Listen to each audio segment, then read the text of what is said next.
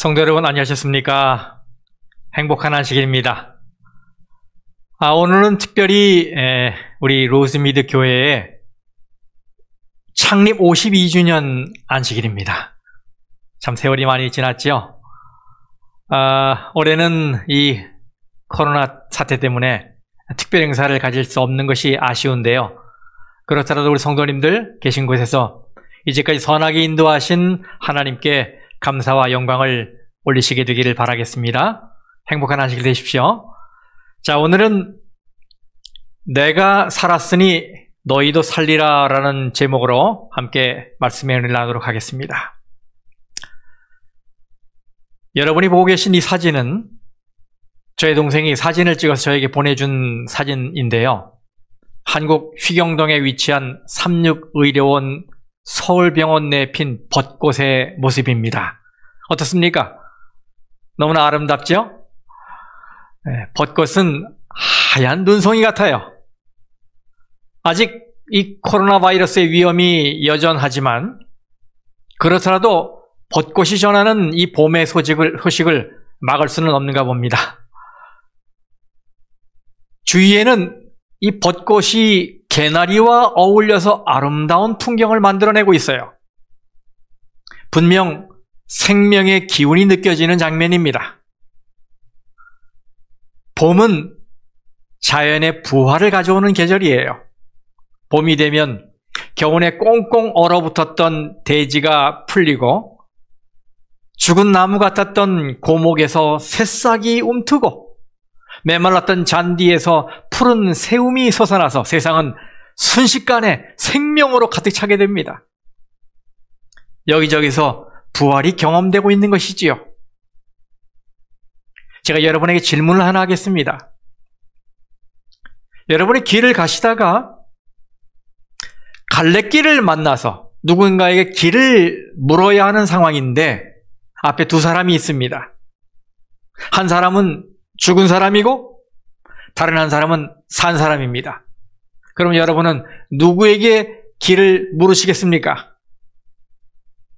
죽은 사람에게 길을 묻겠다는 분이 있을까요? 산 사람에게 길을 묻겠지요? 인간의 역사책에는 매 페이지마다 죽음이 기록되어 있습니다. 누가 언제 태어나 무엇을 하다가 언제 죽었는지가 기록되어 있어요. 불교를 창시한 석가모니는 인도의 쿠시나갈에서 상한 돼지고기를 먹은 뒤에 식중독으로 죽어서 거기서 화장됐습니다. 유교를 창시한 공자도 죽어서 중국 산동성 취부시에 묻혀 있어요. 이슬람교를 창시한 마호멧의 이 무덤은 현재 사우디아라비아의 메디나에 있는데요. 해마다 수백만 명의 순례객들이 이곳을 방문해 경배하고 있습니다. 이렇게 종교를 창시한 분들은 죽은 후 다 무덤에 묻혀 있어요. 역사 속의 위인들을 포함하여 모든 사람이 빈부귀천을 막론하고 다 끝을 맞이했고 무덤을 남겨놓았습니다. 그런데 우리 주님은 어떠십니까? 여기 요한계시록 1장에 있는 말씀을 읽겠습니다. 17절 18절. 이르시되 두려워하지 말라. 나는 처음이요 마지막이니 곧 살아있는 자라. 내가 전에 죽었었노라. 볼지어다 이제 세세토록 살아있어 사망과 음부의 열쇠를 가졌노니. 아멘.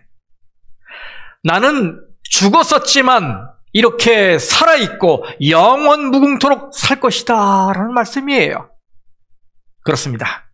세상의 위인들과 영웅들은 다 한결같이 무덤을 남기고 인생의 무상함과 죽음을 이야기하고 있지만 하늘의 영웅 예수 그리스도는 빈 무덤을 남기고 인생이 사는 길과 생명을 이야기하고 있습니다. 이것은 아무리 부정하려 해도 부정할 수 없는 역사적 사실이에요. 여러분 기억나십니까? 2009년 10월 15일 콜로라도주 포트 콜린스에서 경찰서에 장난 전화로 의심되는 한 사고가 접수되었어요.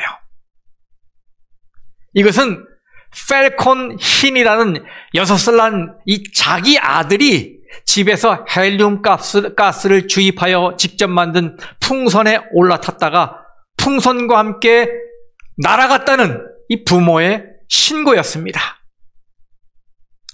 이 믿을 수 없는 소식 때문에 CNN, ABC 등 이 미국의 주요 매체들은 정규 방송까지 중단하고 공중에 떠다니는 은색 풍선을 생중계했습니다.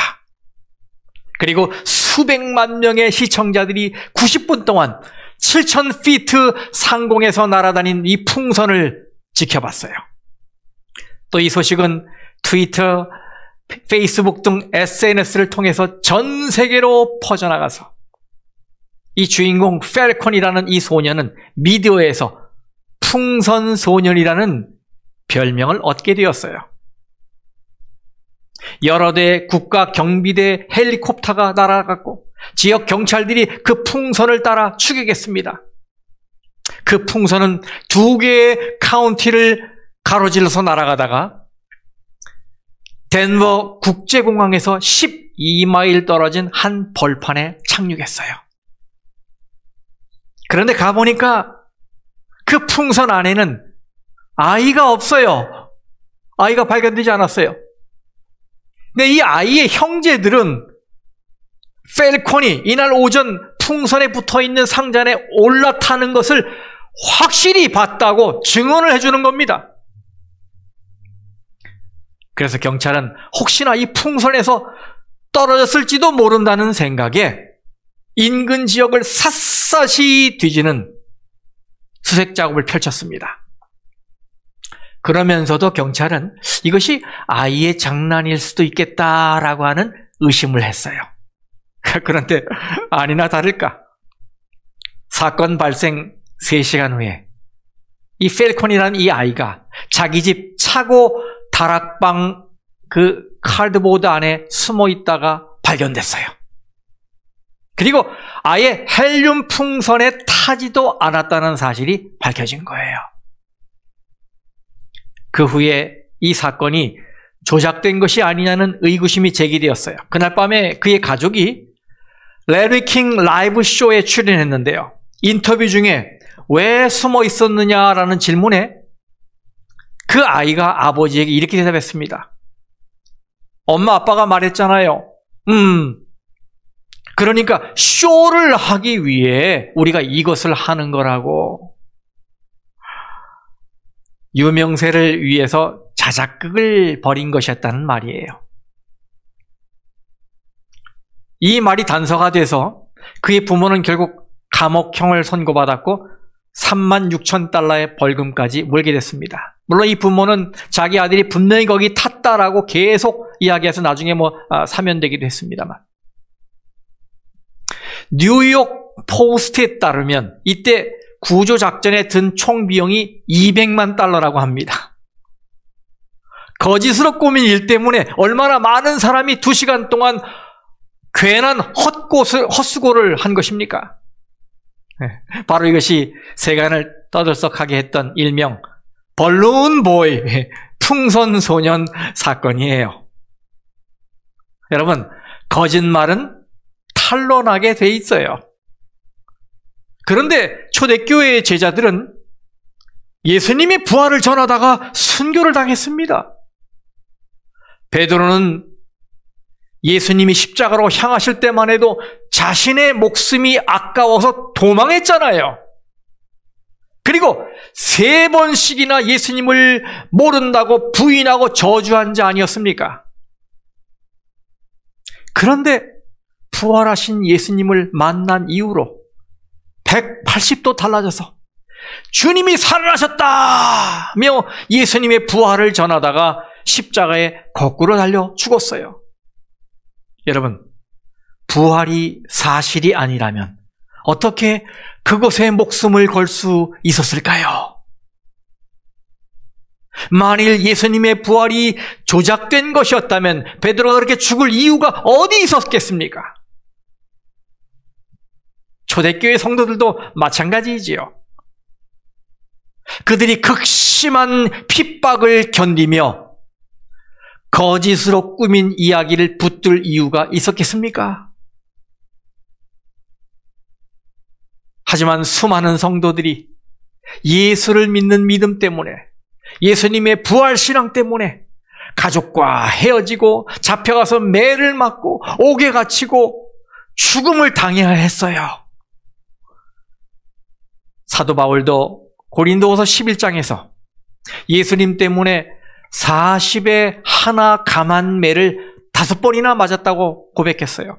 그는 굶주림과 추위와 잠을 자지 못하는 괴로움과 옥에 갇히고 풍랑을 만나 여러 번 죽을 뻔했노라고 고백하고 있습니다. 어떻게 이런 고난을 감내할 수 있었을까요?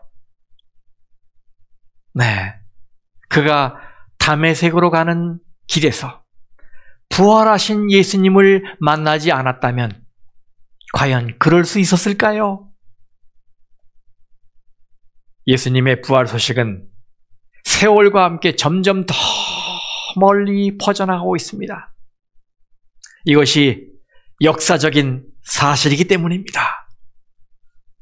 저는 이 예수님의 부활을 생각하는 계절에 여러분의 마음속에 주님의 부활의 능력이 봄의 꽃처럼 새롭게 피어나기를 간절히 기원합니다. 주님의 부활이 여러분의 삶에 참 의미로 다가오기를 바랍니다. 그런 의미에서 이 시간에 주님의 부활을 기뻐하면서 함께 찬양을 해보는 시간을 가지면 어떨까요? 이 찬미가 148장인데 무덤에 머물러 1절만 같이 찬양을 해보겠습니다. 무덤에 머물러 예수 내 구주 새벽을 기다려 예수 내 주 원수를 이김으로 무덤에서 살아나셨네. 사망 권세 이기시고 나와서 성도 함께 길이 다스리시네. 사셨네 사셨네 예수 다시 사셨네. 아멘. 이 얼마나 놀랍고 장엄하고 감격스러운 장면입니까? 사셨네 사셨네 예수 다시 사셨네. 아멘. 저는 오늘 이 예수님의 감격스러운 부활이 우리를 향해 선언하고 있는 두 가지를 살피면서 은혜를 나누도록 하겠습니다. 성도 여러분, 예수님의 부활은 저와 여러분에게 무엇을 선언하고 있을까요? 첫 번째는 내가 이겼으니 너희도 이기리라 라는 선언입니다. 내가 이겼으니 너희도 이기리라. 예수님의 부활은 십자가와 함께 생각해야 합니다. 여러분, 부활하신 분이 누굽니까? 예, 십자가에 못 박혀 죽으신 바로 그 예수님이에요. 그러므로 예수님의 부활 사건을 다룰 때는 언제나 십자가의 맥락에서 구원론적인 시각에서 살펴야 됩니다. 여러분, 십자가는 무엇에 대한 승리입니까? 네, 죄와 죽음에 대한 승리입니다. 인간은 죄 가운데 살고 있고 죽음의 권세 아래에서 신음하고 있어요. 그런데 예수님이 무덤을 뚫고 부활하심으로 죄와 죽음을 정복하셨습니다. 이것은 환자가 수술을 잘 받고 마취에서 깨어나서 건강을 되찾는 것에 비유될 수 있어요. 저는 목사 안수를 받고 병원 원목실에서 근무했었는데요. 저의 일과 중 하나가 아침마다 수술실에 들어가서 의료진과 또 환자와 보호자를 위해서 기도해 주는 일이었어요. 수술이 아침 8시부터 시작되기 때문에 환자들은 입원실에서 7시부터 수술실로 내려와서 차례차례 대기합니다. 그때 환자나 보호자의 이 모습을 보면 긴장한 기색이 역력해요. 이후에 마취가 이루어지고 환자가 수술실로 들어가면 보호자들은 대기실에 앉아서 두근거리는 마음으로 수술이 성공하기를 두 손 모아 간절히 기원합니다. 그리고 수술이 성공적으로 마쳤다 해도 그들의 두려움과 불안한 마음은 쉬 진정되지 않습니다. 왜냐하면 수술 후에 마취에서 깨어나지 못하는 일이 발생할 수도 있기 때문이에요. 바로 이것입니다.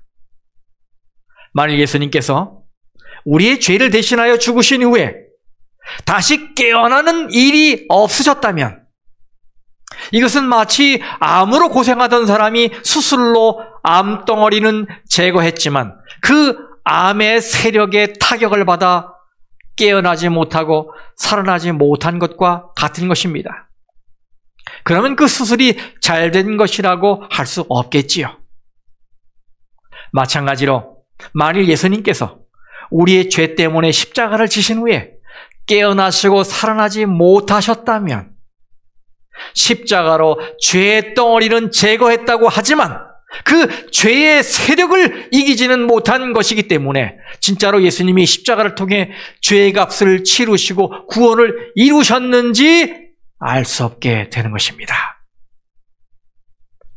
그러므로 이렇게 생각할 때 예수님이 무덤을 뚫고 부활하신 것은 죄와 죄의 결과인 죽음에 대해 통쾌하게 승리를 거두신 것일 뿐만 아니라 우리에게 그 승리를 보장해 주신 것이 아니겠습니까? 여기 로마서 6장 33절 말씀을 읽겠습니다. 죄의 싹은 사망이요 하나님의 은사는 그리스도 예수 우리 주 안에 있는 영생이니라. 요한복음 16장 33절 말씀입니다. 세상에 사는 너희가 환난을 당하나 담대하라.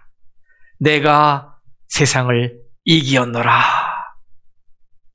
여러분 여기 너희가 환난을 당하나 담대하라. 내가 세상을 이겼노라. 이 말씀은 예수님이 우리에게 무엇을 말씀하려 하시는 것일까요?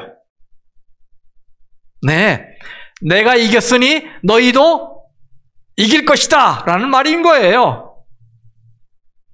이것은 십자가의 희생 위에 빛나는 승리의 노래이고 승리 보증의 선언입니다. 우리 주님이 이 세상의 주권자인 마귀를 이기셨기 때문에 마귀는 패잔병에 불과합니다. 그러므로 우리가 할 일은 그저 주님의 승리를 믿고 그 승리의 전리품을 나누어 받기만 하면 되는 거예요.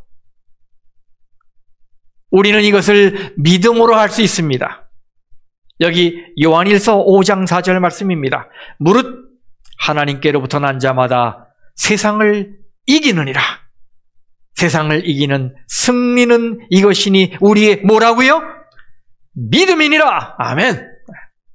로마서 8장 37절 말씀입니다. 그러나 이 모든 일에 우리를 사랑하시는 이로 말미암아 우리가 넉넉히 이기느니라. 아멘. 성도 여러분, 우리는 세상의 세력을 넉넉히 이길 수 있습니다. 누구와 함께 하면요? 주님과 함께 하면 말입니다. 그러므로 이 시간에 우리에게 이런 승리의 보증을 주신, 승리의 기쁨을 나눠주신 예수님께 감사하며 우리 주님과 함께 하시기를 간절히 바랍니다. 두 번째, 예수님의 부활이 우리에게 선언하고 있는 것은 내가 살았으니 너희도 살리라. 이런 선언입니다. 여기 고린도전서 6장 14절 말씀을 읽겠습니다. 하나님이 주를 다시 살리셨고 또한 그의 권능으로 우리를 다시 살리시리라. 성도 여러분, 이것은 사랑하는 사람과의 사별을 가슴 아파하고 깊은 상실감에 빠져있는 우리 인생들에게 얼마나 큰 복음입니까? 고린도전서 15장 20절 말씀입니다. 그러나 이제 그리스도께서 죽은 자 가운데서 다시 살아 잠자는 자들의 첫 열매가 되셨도다. 등산 용어로 러셀이란 말이 있어요. 이 러셀은 제설차를 고안한 이 미국인 러셀의 이름을 따서 만든 등산 용어인데요. 우리말로는 눈길 뚫기 혹은 눈 헤쳐나가기 혹은 제설 작업 등으로 표현됩니다. 산은 눈이 덮이면 전혀 다른 산으로 변해버리잖아요. 길도 없어지지요. 어디가 어딘지를 모를 정도로 변해버려요. 그래서 길을 못 찾아 헤매다가 조난당하는 사고가 많이 일어납니다. 그런데 러셀은 산을 잘 아는 사람이 눈을 헤쳐나가며 등산로를 개척하는 것을 말하는 거예요. 이렇게 눈을 헤치는 첫 발자국이 있기 때문에 그 뒤를 따르는 사람이 안전하게 산행을 할 수 있게 되는 것이지요. 예수님은 죄의 눈보라 속에서 조난당해서 죽어가는 인류를 위해 생명의 길, 영생의 길을 터놓으신 분입니다. 감사하지 않으십니까, 여러분? 이 말씀의 이 첫 열매라는 말은 그 다음에 열리는 모든 열매를 대표하는 것이기 때문에 상징적으로 앞으로 계속 열매가 열린다는 것을 보증하고 있어요. 그러므로 예수님의 부활은 예수님 한 분의 사건으로 끝날 일이 아니죠. 주님이 부활하신 사건은 이 부활의 주님을 자신의 주님으로 믿고 사는 성도들에게 동일한 부활의 능력으로 살아갈 근거가 되는 거예요. 잠자는 자들의 첫 열매이신 예수님께서 선언하세요. 내가 살았으니 너희도 살리라. 내가 살았으니 너희도 살리라. 사실 우리는 알게 모르게 늘 이 평균 수명을 염두에 둔 채 살아갑니다. 작년 12월에 발표된 한국인의 평균 수명을 보니까 남자는 80.3세, 여자는 86.3세 해갖고 평균 83.3세예요. 이런 통계를 기준으로 어르신들은 대부분 아이고 내 나이가 지금 몇 세이니까 나는 많이 살았구나. 나는 이제 얼마만 더 살면 되겠구나. 이렇게 통계를 기준으로 해서 죽음을 생각해요. 하지만 여러분, 이제부터는 그러지 마십시오. 이제부터는 죽음 대신 생명을 내다보는 패러다임을 가지고 사시기 바랍니다. 부활하신 주님이, 이 생명의 주님이 마련해 주신 기회가 아닙니까? 죽음이 아니라 뭐예요? 생명입니다. 이 사실을 마음에 간직하며 사시길 바랍니다. 이제까지 우리는 예수님의 부활이 선언하고 있는 것을 살펴봤어요. 여러분에게 질문 하나 하겠습니다. 부활은 죽음을 전제로 하고 있기 때문에 부활 사건은 우리의 몸이 죽은 후에나 일어날 수 있는 사건이에요. 하지만 살아있는 오늘 이 시간에도 우리가 체험해야 하는 사건일까요? 네, 맞습니다.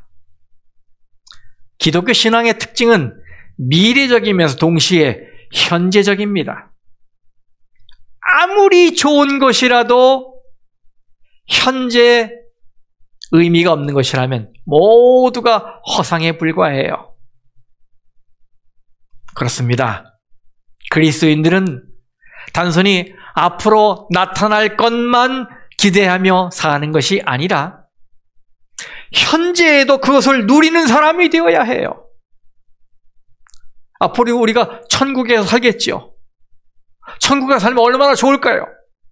그런데 미래에 있을 천국에 대한 소망이 오늘 현재의 기쁨으로 다가와야 하는 것입니다.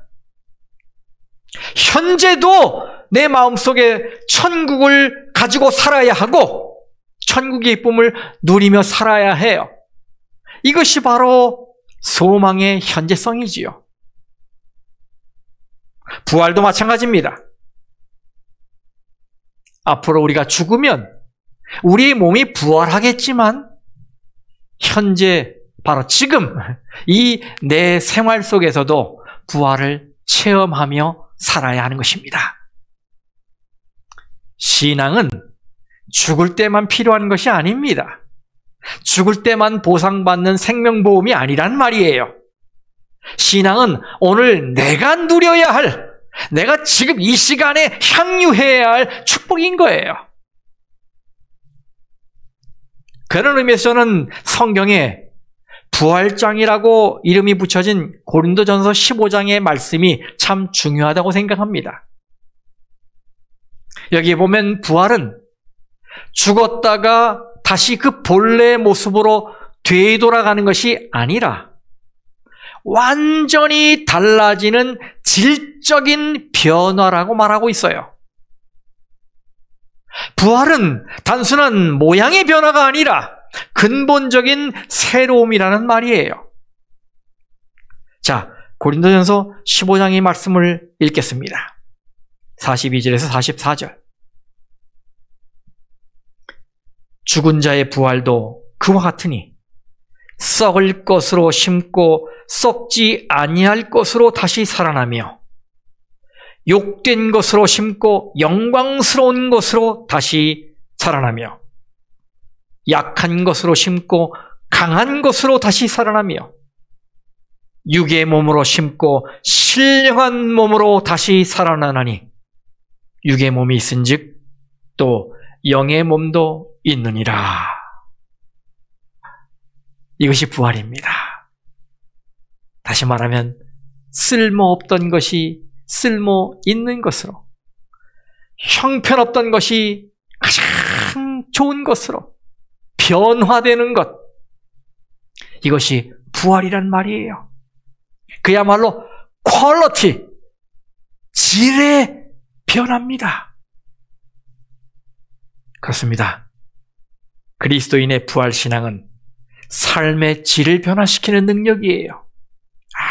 아주 좋은 것으로, 최고로 좋은 것으로 변화하여 가장 고상하고 가장 멋진 삶을 살게 하는 능력이 것입니다. 그러므로 성도 여러분, 오늘 우리가 이런 부활의 능력을 체험해야 하지 않겠습니까? 사도 바울은 그것을 먼저 경험했어요. 고린도전서 15장 31절 말씀입니다. 형제들아, 내가 그리스도 예수 우리 주 안에서 가진 바 너희에 대한 나의 자랑을 두고 단언하노니 나는 날마다 죽노라. 여기 나는 날마다 죽노라라는 이 말씀은 나는 날마다 부활을 체험하고 있다라는 말과 같은 것입니다. 다시 말해 나는 날마다 전혀 새롭게 질적으로 변화되어 가고 있다라고 말하는 거예요. 그렇습니다. 그래서 우리는 하나님 앞에 나올 때 죽으러 와야 합니다. 뭐 하러 와야 한다고요? 죽으러 와야 합니다. 육신적이고 세속적인 나를 죽이기 위해 하나님 앞에 나와야 해요. 여러분, 이건 진리입니다. 내 뜻, 내 생각, 내 계획, 내가 주관하고 있던 이 모든 것이 하나님 앞에서 죽지 않으면 나의 삶의 변화는 없는 것입니다. 새벽 기도를 30년 넘게 했고 그렇게 열심히 헌신했는데 생활에 변화가 없다면 그것은 나의 모든 기도가 나 자신의 욕망을 채우는 기도였기 때문이에요. 장로로, 집사로 수년 혹은 수십 년 교회에서 봉사를 했는데 가정에서 가족들에게 존경을 받지 못하고 직장에서 동료들에게 손가락질을 받고 있다면 그것은 내가 아직 죽지 않았기 때문입니다.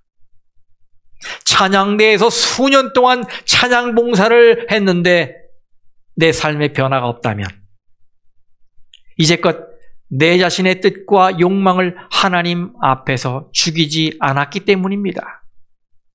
그것은 나는 날마다 죽노라가 아니라 나는 날마다 사노라이었던 거예요. 예수님께서 이렇게 말씀하셨습니다. 누가복음 9장 23절 말씀. 또 무리에게 이르시되 아무든지 나를 따라오려거든 자기를 부인하고 날마다 제 십자가를 지고 나를 따를 것이니라. 자기를 부인하고 날마다 자기 십자가를 지라고 하셨어요. 이 말씀도 날마다 죽으라는 의미입니다. 그러면 성도 여러분, 죄의 충동이 여러분을 괴롭힐 때마다 이 사실을 자신에게 상기시키시기 바랍니다. 죽은 자는 유혹받지 않는다. 죽은 자는 욕심내지 않는다. 죽은 자는 분노하지 않는다. 그래도 죄가 고개를 자꾸 들거든 자신에게 이렇게 소리치십시오. 나는 죽었어. 나의 죄 때문에 예수께서 십자가에서 죽으실 때 그때 난 이미 죽은 거야. 그렇습니다, 여러분. 우리는 죄에 대하여 죽어야 해요. 그런데 하루만 죽고 다음날 다시 살아나면 안 됩니다. 그렇죠? 네. 자꾸 살아나잖아요. 한 번만 죽어서도 안 됩니다. 한 번만 깨어져서도 안 됩니다. 날마다 순간마다 주님을 붙잡고 주님 때문에 주님을 위하여 부서지고 깨어지는 경험을 해야 하는 것입니다. 여러분, 왜 불쑥불쑥 혈기가 튀어나오나요? 왜 참을 수 없는 분노와 미움이 일어나나요? 왜 주체할 수 없는 원망과 짜증이 나나요? 왜 견딜 수 없는 답답함과 절망감이 밀려오나요? 이유는 덜 죽어서 그렇습니다. 덜 깨어져서 그렇습니다. 덜 부서져서 그렇습니다. 그럼 성도 여러분, 오늘 하나님께 이렇게 기도하시기 바랍니다. 하나님, 저는 죄인입니다. 감히 당신 앞에 나올 수 없는 죄인입니다.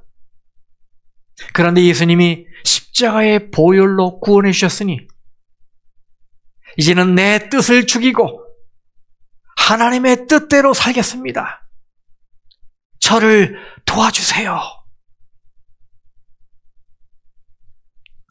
이렇게 주님을 의지하며 주님을 붙들며 살게 되면 우리는 날마다 부활을 경험하게 될 것입니다. 전혀 새로운 사람으로 변화될 것입니다. 질적인 변화가 일어나게 될 것입니다. 성도 여러분, 주님의 부활의 역사는 지금도 일어나야 합니다. 내가 부정되고 죽는 경험을 할 때 주님의 부활의 능력이 내 속에서 내 삶을 질적으로 바꿔놓는 일을 시작하십니다. 성도 여러분, 주님이 사신 것처럼 우리도 살게 될 것입니다. 주님의 생명의 기운이 날마다 여러분의 가정에, 여러분의 직장에, 여러분의 관계들에, 그리고 여러분의 마음에 가득 차길 바랍니다. 오늘 이 음성을 들으십시오. 내가 살았으니 너희도 살리라. 말씀 마치겠습니다. 하늘에 계신 우리 아버지 하나님, 죄 속에서 방황하고 죽음의 그림자 속에서 불안하게 살고 있는 우리 인생들에게 십자가의 희생과 다시 사심으로 내가 이겼으니 너희도 이기리라며 승리를 보증해 주셔서 감사합니다. 또 내가 살았으니 너희도 살리라며 생명을 약속해 주셨음에 감사를 드립니다. 이제부터는 세상에 대하여 날마다 죽는 경험을 하게 도와주시옵소서. 그래서 주님 안에서 전혀 새로운 생명을 받고 질적으로 새롭게 탄생하여 새롭게 사는 저희들이 되도록 축복해 주시옵소서. 창조와 재창조의 주님 되시는 예수님의 이름으로 간절히 기도합니다. 아멘.